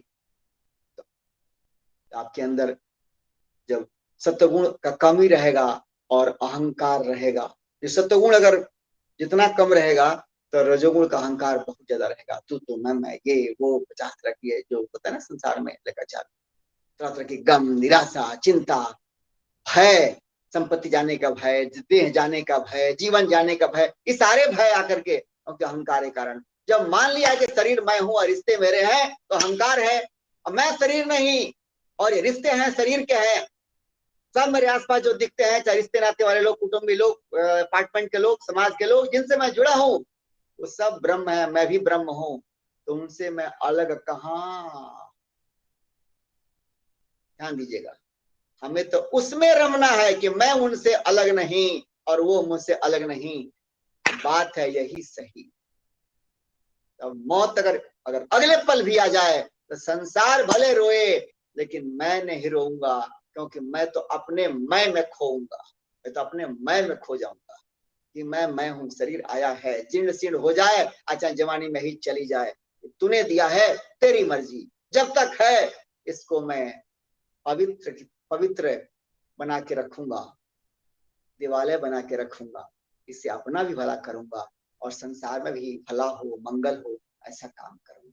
इस भाव से जीऊंगा तो मौत अगर अगले पल भी आती है तब भी कोई गम नहीं, क्योंकि हमने कमाया कोई कम नहीं। क्या कमाना है? निरहंकारिता। मैं कुछ नहीं हूं, जो कुछ है सो तेरा। आता है आरती में रोज, लेकिन लोग केवल गाते हैं, उसका रस नहीं पाते हैं। तेरा आता है ना वो ओम जय सरे के अंत में, तन मन धन सब तेरा, तेरा तुझको अर्पण, प्रभु क्या लागे मेरा। तन मन धन सब तेरा है, तो बस मेरा तो कुछ नहीं है। केवल गा के और बस रोज बंद, गा के और बंद। आरती क्या है? आओ और इसमें रत हो जाओ। किसमें? उस दिव्यता में, उस ब्रह्म में। वही आरती है। जो गायन, जो अर्चना, जो वंदना करके उसमें आप रत हो जाए, उसमें जुड़ जाए, उसके साथ एकाकार हो जाए। जो तू है वही मैं हूं, इसमें डूब जाए, वही आरती है। तो अगर अपने अहंकार के फंदे से हम बाहर नहीं आएंगे, अगर अहंकार के अपने बैलून को कम नहीं करेंगे, क्योंकि एक दिन में फूटेगा नहीं वो। संसार चाहता है फोड़ना और संसार ठीक करता है, लेकिन हम उसको सही तरह से अलर्ट होकर के मोदी जी के नहीं उसका टॉनिक नहीं बनाते। मोदी की आलोचना करते हैं लोग, गाली देते हैं, तो मोदी जी क्या कहते हैं? मैं सारी गालियों का टॉनिक बना देता हूँ। होशियार है, क्योंकि वो कर्मयोगी है और वास्तव में गीता के ज्ञान में मोदी जी स्थित हैं। इसलिए संसार के द्वारा मिलने वाले जितना नकारात्मकता है उसका वो टॉनिक बना देते हैं। हम लोगों को वही काम करना चाहिए, वही साधना है। करना क्या होगा? हमारे इर्द गिर्द में हमारे ही अगर अहंकार रहेगा और अब कचरा दिमाग में रहेगा, तो हमारे घर में ही रहेंगे दिव्य आत्मा, हमारे कॉलोनी में रहेंगे दिव्य आत्मा, हमारे अपार्ट में रहेंगे दिव्य आत्मा, हमारे आस पास ही रहेंगे दिव्य आत्मा। लेकिन चूंकि मैं हूं दुरात्मा, तो न पहचान होगी न जुड़ाव होगा। और मैं क्यों ये बात कर रहा हूं? संग लागत लागत लागत है और मन जागत जागत जागत है। ये जो झूठा मैं में जो मैं डूबा हूं, ये जन्म जन्म मेरे निकल गए और हाथ से फिसल गए। कितने बच्चे मेरे शरीर से पैदा हुए, मैं कितने माँ के गर्भ से पैदा हुआ, कितने रिश्ते आए और गए, उनके लिए तो मैं कभी नहीं रोता हूं।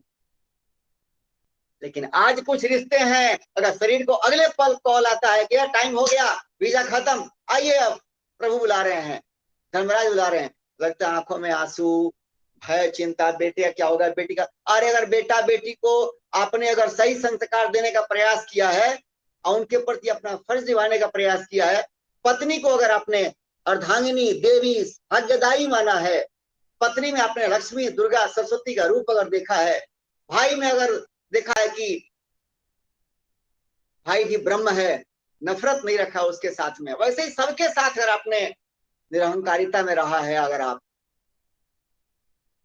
आपको गम नहीं होगा, और हमने जीवन तेरा बनकर जिया है। जो जीवन तेरा बनकर जीता है वही निश्चिंतता का अमृत पीता है। बाकी लोग तो टट्टू की नहीं, लट्टू की नहीं और भैंस के नहीं, बस डूबते उतराते रहते हैं उसी गंदगी में, ता उम्र और जन्म बाई जन्म उसी में बहते हैं, उसी गंदगी में रहते हैं। तो क्या करें? टेक होम मैसेज में दूंगा बस फ्यू मिनट्स में। क्या करें? हम ये माने कि हमारा व्यक्तित्व का बनावट 2 लेयर पे है, एक स्पिरिट एक बॉडी। स्पिरिट को बोलते हैं ब्रह्म और बॉडी को बोलते हैं संसार, जो प्रकृति। या ऐसे समझ लें, हमारा व्यक्तित्व बनावट 2 स्तर पे है, एक परा प्रकृति है, एक अपरा प्रकृति है। एक आत्मा है, एक अनात्मा है। आत्मा है वो मैं हूं, अनात्मा हमको दिया गया है उपकरण के रूप में, जो वस्त्र पहना हूं, चाहे जो मेरा इक्विपमेंट है संसार में अपना काम करने के लिए। ये मेरे व्यक्तित्व का 2 लेवल हो गया। मुझे अपने अपरा प्रकृति, अनात्मा प्रकृति में फेविकॉल से चिपकना नहीं है, नंबर 1। ये अपरा प्रकृति खिंचाव इसकी होगी, अनात्मा है, इसका खिंचाव होगा संसार में, लेकिन मैं अपने में स्थित रहूंगा। जब मैं अपने में स्थित रहूंगा तो ये इंद्रियां और मन संसार के कचरा में नहीं जाएंगे। संसार में जो चीजें हमारे भले के लायक हैं, हमारे उत्थान के लायक हैं, धर्म अर्थ काम और मोक्ष, इन पायदानों को ऊपर चढ़ाने के लायक है, उन्हीं रास्तों पे ये मन बुद्धि इंद्रियां जा पाएंगे, क्योंकि मैं अपने आप में स्थित हूं। दूसरा क्या है कि जितना कचरा है, मैं बुद्ध के पास भी गए थे, जो भिक्षुक आप कहानी जानते हैं, आनंद भी गए थे, जो बुद्ध के बहुत फेवरेट थे शिष्य। और एक दिन आनंद बोले कि हमारा हमको बना लीजिए, दीक्षा दे दीजिए और हम पे कृपा कीजिए। तो बोले कि आप भिक्षा लेके आओ, जो आपके जिनसे आपको शिकवा शिकायत हो, जो आपके शत्रु हो, चाहे जिनसे आपका आसक्ति हो, जिनसे आसक्ति है उनसे भिक्षा लेकर के आओ, और जिनके साथ शत्रुवत संबंध है, नफरत है, ईर्ष्या है, द्वेष जिनके साथ है, उनसे भिक्षा लेकर के आओ। एक कहानी हम लोग सुने हुए हैं, और आनंद को बड़ा शर्म है, कैसे जिनसे नफरत है, जिनके साथ हमारा बनता नहीं है, उनसे कैसे भिक्षा मांगू, फिर तो मेरा अपमान हो जाएगा। बुद्ध बोले कि नहीं, जब तक ये आरोप प्रत्यारोप और मान अपमान, ये कचरा जब तक दिमाग में रहेगा, तब तक मेरी कृपा किसी काम की नहीं होगी। गोईठा में घी सुखाने वाला हाल होगा। या पत्थर पे डाल रहा हूं खाद और पानी ताकि यहाँ पे कोई पौधा उग जाए, संभव नहीं है। पत्थर पे मिट्टी चाहिए, इन्वायरमेंट नमी वाला चाहिए। तो मन से जो कचरा है, आरोप प्रत्यारोप, तू मैं भन भनाहट, मर करना, शिकवा शिकायत करना, ऐसा अच्छा नहीं है, ये नहीं, वो नहीं, ये नहीं, हमेशा खुशहाल रहने की प्रवृत्ति मन। कभी नौटंकी करना पड़ता है कभी कभी संसार में, तो वो डॉक्टर की नहीं चलेगा, लेकिन वो नौटंकी होना चाहिए। आप मेरी बात समझिएगा, हम सब अपने अपने परिवार में इस जिम्मेदारी भक्ति भावना में है।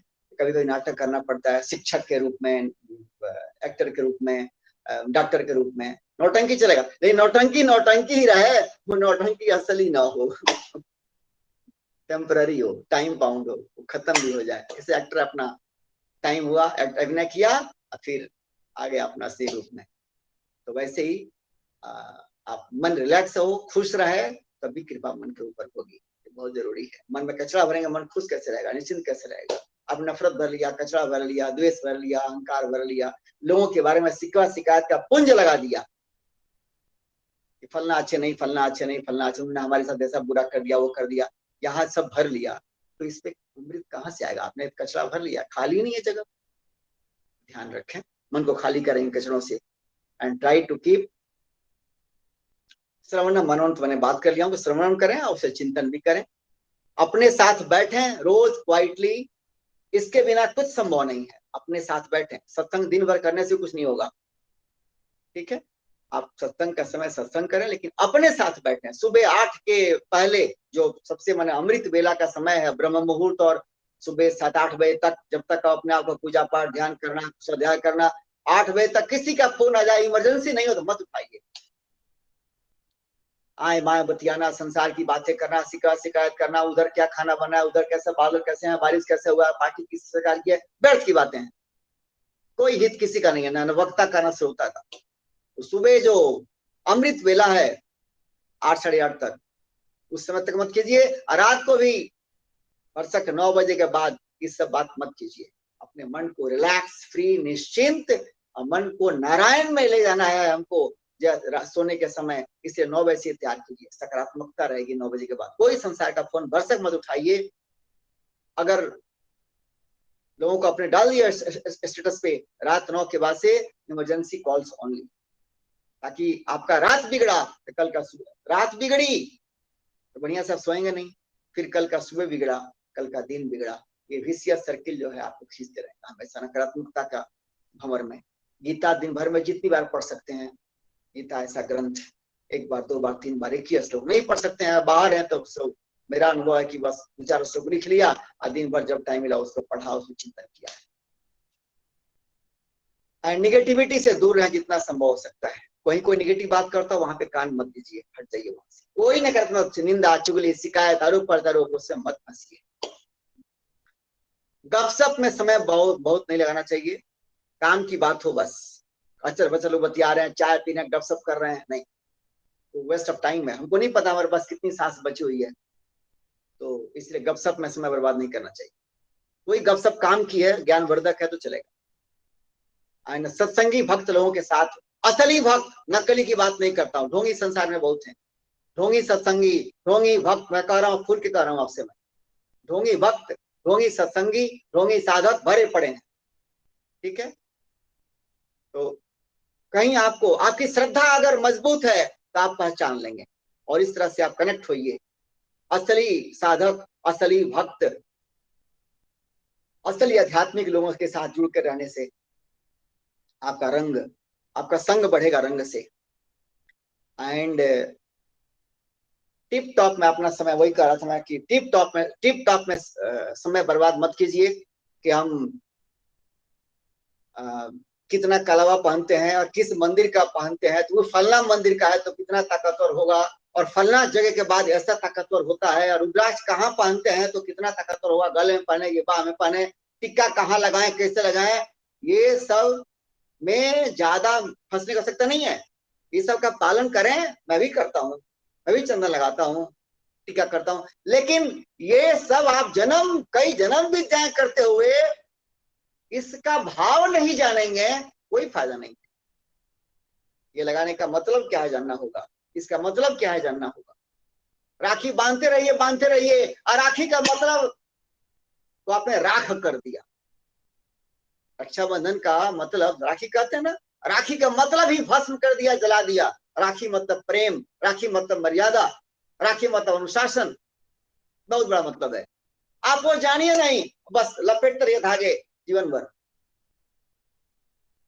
और रिश्तों की मर्यादा मत रखिए, तो क्या उससे फायदा होगा? जो रिश्तों की मर्यादा रखता हो वो राखी है, उस मर्यादा के रिमाइंड करता हो वो राखी है। बहुत सारी बातें इसमें हैं, तो we shouldn't get caught up into all this. इसे बहुत ज्यादा नहीं पढ़ना चाहिए। सब आप मूल पे जाएं, ज्ञान, इन सबों के बारे में ज्ञान करें अर्जित। क्यों लगाते हैं टीका, भस्म लगाते हैं यहाँ पे, उसका मतलब है कि जब लगाएंगे भभूत का भस्म यहाँ पे ललाट पे, हमारे शरीर का, हमारे व्यक्तित्व का सबसे इंपॉर्टेंट कोई अगर है जगह तो फेस है, और फेस में भी ये विकृति है दोनों भवों के बीच। और यहीं पे क्या लगाते हैं हम लोग, भभूत, विभूति इसको कहते हैं, भगवान का प्रसाद है, विभूति है, उनका आशीर्वाद है। क्यों? इस सेंस में ये महा आशीर्वाद है, यहां लगाता हूं राख, इस विभूति कहते हैं, राख इसे लगाता हूं, हे शरीर तुमको इसी राख में मिलना है, आज नहीं तो कल। मैं नहीं फंसूंगा इस शरीर में, क्योंकि ये है दलदल। ये विभूति हमको हर पल रिमाइंड करे। हम तो रोज संभव नहीं है डेड बॉडी देखना, मृत शरीर देखना रोज संभव नहीं है, वो बहुत पुण्य का दृष्टि होता है। लोग कहते हैं पुण्य बढ़ता है, पुण्य उसमें बढ़ता है किस रूप में? आपके अंदर वैराग्य जगता है, शरीर के साथ जो ग्लू है वो टूटता है, वही महापुण्य है। आपके अंदर अवेयरनेस बहुत तीव्र जगती है। जाते हैं स्मशान में, वैराग्य होता है अल्प काल के लिए, कहते हैं अल्प वैराग्य, फिर वहां से आए फिर वो खत्म हो जाता है। तो रोज संभव नहीं स्मशान में जाए, बाकी काम भी तो करने हैं ना, इसलिए यही लगाते हैं राख, हमेशा रिमाइंड करेगा शरीर तुमको उसी में मिलना है, तुम्हारी वो नियति है, इसलिए मैं तुम्हारे साथ कितना हाँ तुम्हारा देख रेख करूंगा, ताकि जितना अधिक संभव हो, जितना भगवान ने समय दिया हो तुझे मेरे साथ रहने के लिए, तुम्हारा सदुपयोग करूं और तुम्हारा टेक केयर करूंगा। इसे लगाते हैं। इससे तिलक, चंदन, कलावा, रक्षा, इसके भाव को जाने, स्पिरिट को जाने और उसका पालन करें। लेकिन ये यहाँ बांधने से हमारा भविष्य भाग्य बन जाएगा, तो रक्षा सूत्र यहाँ बांध लो, तो रुद्राक्ष यहाँ लगा लो, तुलसी माला 10-20 को पहन लो,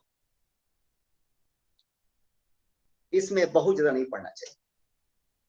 भाव को जाने, इसको मर्यादा में पालन करें, संतुलन में। ज्ञान की पूजा करें, कर्म की पूजा करें और मजेदार भक्ति करें। मजेदार भक्ति क्या है आप जानते हैं, चतुर्विधा भजन्ते माम जना सुकृतो अर्जुन जिज्ञासु अर्थ जिज्ञासु अर्थार्थी ज्ञानी च। आप सब लोग सत्संगी हैं और मैं जानता आप सब इसका अर्थ जानते हैं, इससे मैं इतना ही कहूंगा। इसमें 4 क्लास है, अर्थ, अर्थार्थी जो पहला, दूसरा संकट में भगवान के पास जाना पहला, और संसार की चीजें मांगना, बेटा दो, बेटी दो, दामाद दो, बहू दो, पतोही दो, धन दो, दौलत दो, फलना दो, चिलना दो, क्या क्या दो, नौकरी दो और बिजनेस से फायदा दो और पैसा दो और क्या क्या दो और मान दो, शोहरत दो, ये सब आ गया अर्थार्थी में।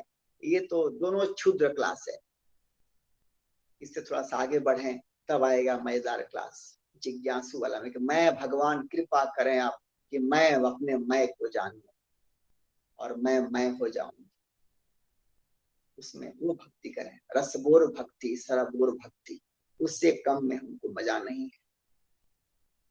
और जीवन में मर्यादा अपनाएं। मैं इसलिए विशेष रूप से कह रहा हूं हाथ जोड़ करके, जब तक मर्यादा नहीं अपनाएंगे हम अपना भाग्य नहीं चमकाएंगे। आपसे साफ साफ कह रहा हूं, मर्यादा अपनाएं, अपना भाग्य चमकाएं। कैसे? बोलने में, अपने घर में भी बोलचाल में, पति पत्नी वार्तालाप होती है मर्यादा में। आजकल मैं देखता हूं किसी को, मैंने थोक बात से लोग कहते हैं अपनी पत्नी को तुम आओ जी, तुम खाना लाओ। कैसे तुम कह सकते हैं भाई? अपने बराबरी को कैसे तुम कह सकते? जो घर में लक्ष्मी है, सरस्वती है, दुर्गा है, जो मेरे घर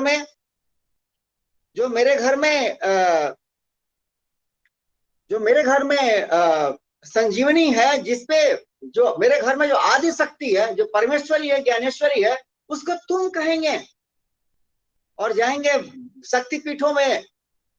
अरे जो शक्ति पीठ है वही मेरे घर में आई है अर्धांगिनी बन करके। जब तक ये समझ नहीं आएगी तो जीवन में चमक नहीं आएगी। और लास्ट सत्संग में जाए, लास्ट शास्त्र पढ़ने, चांटिंग करें, पूजा पाठ करें, सब कर लें। जो इंसान हमारे सामने उपलब्ध हैं वो चलते फिरते मंदिर हैं, महिला है, मेरे घर में है। मैं इसलिए कह रहा हूं कि ये साधना है।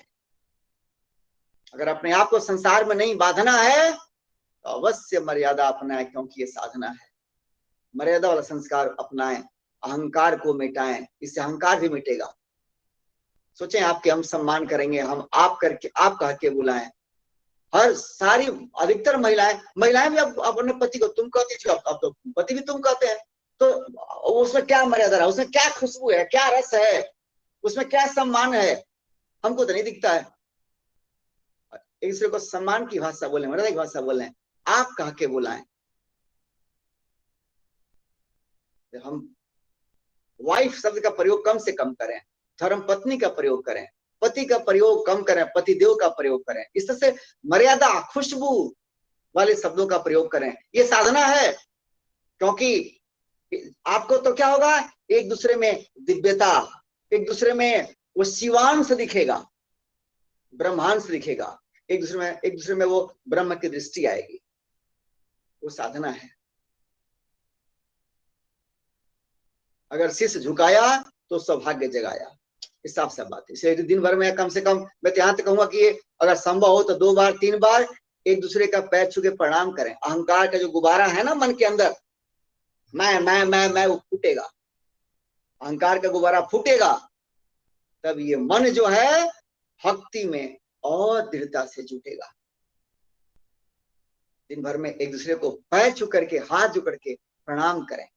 मैं सच बोलता हूं, आपको बहुत अदब से और बहुत प्रेम से, श्रद्धा से कह रहा हूं, ये साधना है।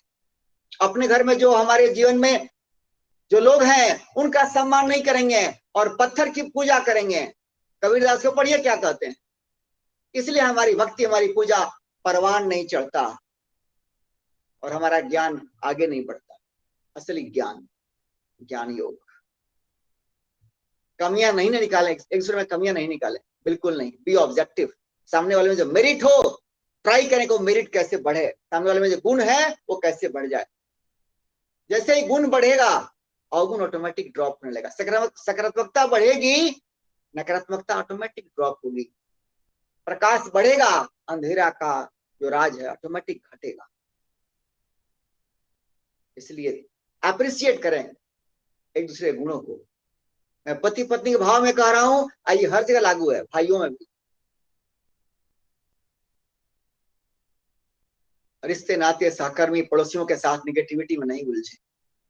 उस हमारी साधना जो करते हैं उस साधना का शक्ति क्षय होगा। विश्वामित्र के पास तो बहुत तक शक्ति थी, लेकिन वो एक बार अगर लेके अंगुली में जल और मंत्र पढ़ करके और उछाल देते तो जो राक्षस आकर के तंग करते सारे के सारे होश में जाते। लेकिन इसमें उनका पुण्य का नाश होता, और उसी पुण्य के पुण्य से वो आविष्कार करने के लिए रिसर्च के रूप में उस यज्ञ कर रहे थे। साधना थी। तो राक्षस का नाश तो हो जाता, लेकिन यज्ञ उनका पुनः अपने मुकाम पे नहीं पहुंचता, जिससे कुछ आविष्कार करने वाले थे। ऋषियों का तो आविष्कार करने वाला ही उनका उद्देश्य था। लोग मंगल के लिए आविष्कार करते थे तरह तरह की मंत्र। तो आपकी जो शक्ति है, विश्वामित्र नहीं चाहे कि नकारात्मकता भूल जाए, इसीलिए आप भी, आपके अंदर भी महर्षि विश्वामित्र छिपे हुए हैं। नकारात्मकता में नहीं उलझे, उससे दूरी बना के रखें यथासंभव। अब बहुत कहाँ जरूरी होता है वहां तो लड़ना होता है, आदमी वो अलग बात हो गई। लेकिन हम नाउ एंड देन लोग अपना लोग भोगते रहेंगे और हम लोग उलझते रहेंगे नहीं। और मन में नफरत और ईर्ष्या आग ही जलाती है सौभाग्य। इसलिए मन को साफ करें और पहले खुद को माफ करें।